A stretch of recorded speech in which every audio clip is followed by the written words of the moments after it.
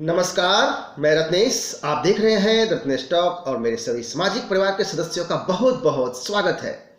जो कुछ भी देश में कहा जाता है उसकी सच्चाई क्या है, ये कैसे तय हो पाएगा, कैसे पता चलेगा, कौन बताएगा? उस बात की सच्चाई, तथ्यात्मक प्रामाणिकता कौन से कसौटी पे तय की जाएगी? लेकिन भला हो देश के पूर्व उपराष्ट्रपति मोहम्मद हामिद अंसारी का, जिसने किताब लिखी, और भला हो जी न्यूज के एंकर पत्रकार अमन चोपड़ा का, जिन्होंने समय लेकर के इंटरव्यू लिया। हम सभी को शुक्रगुजार होना चाहिए, नतमस्तक होइए आप सभी, धन्यवाद दीजिए, साधुवाद दीजिए मोहम्मद हामिद अंसारी का, जिसने किताब लिखी है, किताब लिखने में समय दिया है, किताब लिखने में मेहनत करी है और उस मेहनत में मुसलमानों का डर दिखाया है। बताया है कि मुसलमान देश में डरा हुआ है, साथ में बताया है कि सरकार के शब्दकोश में सेकुलरिज्म शब्द अब लगभग गायब है, और भी काफी सारी चीजें बताई है। लेकिन इस इंटरव्यू में बहुत लोगों के जो चेहरे हैं, नकाब उतर गए हैं सबके सामने।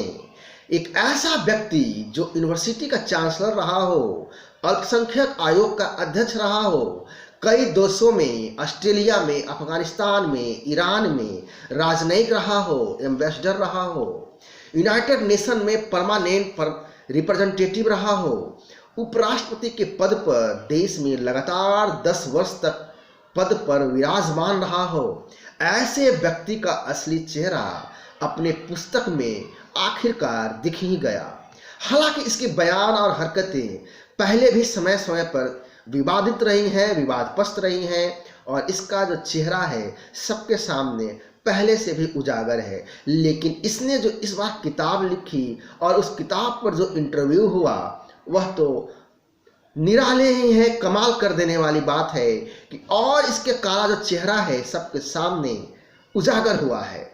इस इंटरव्यू में हामिद अंसारी सब कुछ कह देना चाहता है, लेकिन कहने के बाद भी बच जाना चाहता है। आप इसी बात को समझिए, इसी बारीकी को समझिए, इसी बारीकी को समझना है और आम जन को भी समझाना है। और यही मेरा मकसद भी है कि कैसे कह देने और कहकर बच जाने के बीच की जो लोमड़ीपन है, जो फर्जीवाड़ा है, जो चालाकी है, जो बारीकियां हैं, वह खोखलापन इस व्यक्ति में मौजूद है, उसे आप समझें। तब आपको समझ में आएगा कि इंडियन फॉरेन सर्विस में जब यह व्यक्ति रहा, दुनिया के जिस भी देश में रहा, भारत की छवि निर्माण करने के लिए उस पद पे इसको रखा गया। लेकिन पता नहीं किस रूप में यह भारत की छवि गढ़ा होगा, बनाया होगा, कौन सा नैरेटिव, कौन सा परसेप्शन बनाया होगा, बखूबी आप समझिए, परखिए। और यही मेरा फिर से मकसद यही है, आपको बताना। हालांकि समय समय पर इसकी जो खोखलापन है, जहरीलापन है, सबके सामने जगजाहिर होता रहा है। उसके अंदर की जो घृणा है स्पष्ट रूप से दिखता रहा है। और एक बार फिर उसने जो लिखी है अपनी पुस्तक और जी न्यूज के इंटरव्यू से वो उजागर भी हुआ है। दिखता है कि कैसे बौद्धिक चोरी की है इसने, और इसके जैसे लोग बौद्धिक चोरी करते हैं, बौद्धिक डकैती करते हैं। ये बहुत ही चालाकी से, बारीकी से उसकी चोरी करता है, लेकिन इसकी चोरी पकड़ी जाती है, इसमें भी कोई दो राय नहीं है। और यह संभव होता है तब जब हम और आप, हमारे जैसे लोग, आपके जैसे लोग जागरूक होते हैं। और यही मेरा मकसद है कि आप अलग अलग मुद्दे पे अपने आप को जागरूक करें, आसपास के लोगों को जागरूक करें। गड़बड़ क्या है, गलत क्या है नहीं बताएंगे, लेकिन जरूर कहेंगे कि गड़बड़ है, गलत है, सही नहीं है, अच्छा नहीं है। यह चीज आपको ठीक उसी ढंग से लगेगा जैसे कृषि कानून में आपको देखने को अभी मिल रहा है। आंदोलन चल रहे हैं, प्रदर्शन चल रहे हैं, धरना हो रहे हैं, देश के झंडे का अपमान जो है, तिरंगे का अपमान लाल किले से हो रहा है। लेकिन बताएंगे कि यह काला कानून है, किसानों के विरुद्ध है, लेकिन यह नहीं बताएंगे कि यह कानून किस रूप में काला है, कैसे किसानों के विरुद्ध है। बस कानून को वापस ले लो। लेकिन यदि आप पूछेंगे कि गड़बड़ क्या है, क्या सही नहीं है, तो वो पता नहीं है। उसी तरह से जब पूछा गया हामिद अंसारी से इस इंटरव्यू में कि देश में अल्पसंख्यक डरा हुआ है, मुसलमान असहज है, डरा हुआ है, कैसे, तो जवाब आता है कि लिंचिंग होती है। तब अमन चोपड़ा ने पूछा इंटरव्यू में कि लिंचिंग तो सबकी होती है और हो रही है, भीड़ के द्वारा पीट कर किसी को भी मार दिया जाता है, चाहे वो हिंदू हो या मुसलमान हो या फिर कोई अन्य हो। ये व्यवस्था लॉ एंड ऑर्डर का है, कानूनी व्यवस्था का मसला है, कानून के रूप में इसे देखा जाना चाहिए। तो इसकी जो जवाब है आपने देखा होगा, लेकिन मैं चाहूँगा कि आप उसकी झुंझलाहट, आप उसकी बेचैनी को दोबारा देखें, आप उस छोटे से क्लिप को देखें, फिर मैं इसका आगे का विश्लेषण करता हूँ। आपने लिंचिंग का जिक्र किया सर। हाँ किया। तो लिंचिंग का धर्म थोड़ी ना होता है सर। हाँ, जो लिंचिंग करता है तो लॉ एंड ऑर्डर इशू नहीं है। लॉ एंड ऑर्डर इशू है तो आप क्या करते हैं उसके साथ? कोई चोरी करता है तो आप उसके साथ क्या करते हैं? The law proceeds. कितने केसेस में लॉ हैज प्रोसीडेड? आप निकालिए। हाँ थोड़े। अच्छा, इस वजह से इनसिक्योरिटी है, लिंचिंग की वजह से। Naturally because cases which have happened which should be law and order cases, nothing is being done. I'm not going into that. Sir, that's not the legitimate. तो सर हिंदूज में insecurity क्यों? Lynching तो Hindus की भी हुई है। मुझे नहीं मालूम क्या होती है कि नहीं होती। सर फिर एक तरफा हुआ ना। कैसे एक तरफा? बंगाल में लिंचिंग, त्रिलोचन मेहतो, दुलाल कुमार, धर्मराज हजरा, मैं आपको 10 नाम गिना दूं। केरल में लिंचिंग और very well versed. Sir lynching का धर्म तो वो तो लॉ एंड ऑर्डर है। तो लॉ एंड ऑर्डर पे एक्शन होता है कि नहीं होता है? यू जज the government by law and order. तो धर्म देखकर थोड़ी ना सर, लिंचिंग का थोड़ी ना धर्म होता है। तो क्या देख के होता है?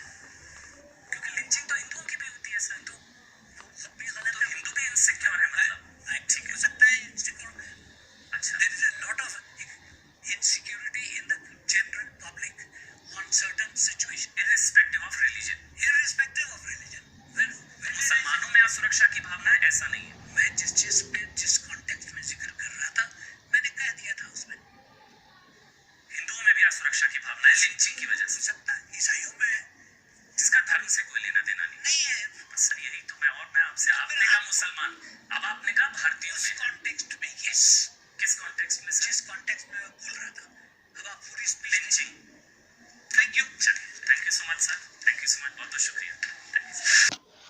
तो देखा आपने वीडियो, ये नहीं पता कि लिंचिंग कैसे हो रही है, लेकिन बस ये पता है कि सिर्फ मुसलमानों की लिंचिंग हो रही है। और जब जवाब देते नहीं बना, जब निरुत्तर हो गए, तो झुंझुलाहट, बेचैनी सामने आती है और इंटरव्यू छोड़कर चले जाते हैं।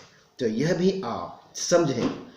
लेकिन जब 10 वर्षों तक लगातार 2 कार्यकाल तक उपराष्ट्रपति के तौर पर रहा इतना खोखलापन व्यक्ति, जिसके पास एक भी बात नहीं है तर्कपूर्ण, किसी भी ढंग से कहने के लिए बात को तर्क और तथ्यात्मक रूप से अपने ही किताब में लिखी हुई बातों पर और निरुत्तर हो जाता है।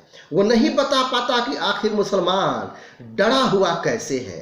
तब आपको समझ में आएगा कि ऐसी बयानबाजी करके कोशिश होती है कि हर वक्त कोई ना कोई एक दूसरे के विरुद्ध खड़ा रहे, लड़ता रहे, राजनीतिक फसल वोट बैंक के रूप में एक वर्ग काटता रहे और आप उलझे रहें। क्यों ये लोग चाहते हैं कि आम जन भी कहे कि हाँ, लोग डरे हुए हैं, डर की भावना है, मुसलमानों में डर है। और इसलिए जब किसी भी विषय पर जो फर्जीवाड़ा करते हैं और हिंदू मुसलमान के बीच हमेशा संघर्ष करवाना चाहता है, ऐसा व्यक्ति जिसका व्यक्तित्व ही सदैव बदबूदार रहा है, ऐसे बदबूदार व्यक्ति जो संवैधानिक पद पर सुख का भोग किया हो लगातार 10 वर्षों तक और कई अन्य पदों पर भी, जब यह उपराष्ट्रपति और प्रधानमंत्री पीएम मोदी कुछ कार्यकाल तक एक समय पद पर रहे, तब यह अपनी पुस्तक में कहने का कोशिश करता है।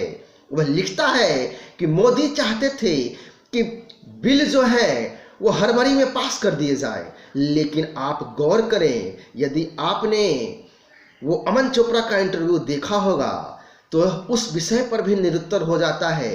इसके ऊपर जो सवाल उठाए गए हैं उस पर भी जवाब नहीं दे पाता है कि आखिर कैसे आपको मोदी दबाव डालते थे। आइए उस 1 मिनट के वीडियो को फिर से दोबारा देखें, फिर मैं विश्लेषण करता हूं, आगे का विश्लेषण।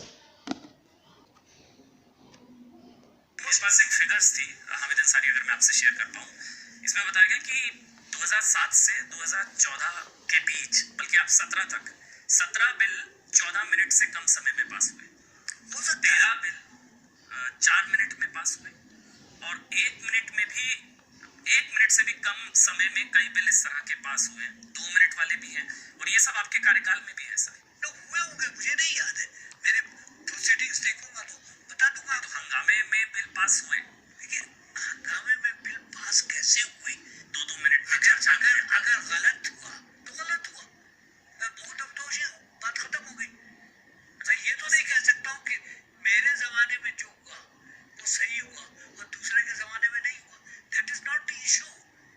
नहीं, मैं समझा नहीं। तो फिर ये आपने जो किताब में लिखा कि प्रधानमंत्री ने ऐसा आपको कहा, तो आप खुद कह रहे हैं कि हाँ मेरे कार्यकाल में भी ऐसी चीजें हुई। उसके आगे मैं क्या कह रहा हूँ जी, आगे बढ़िए। जी।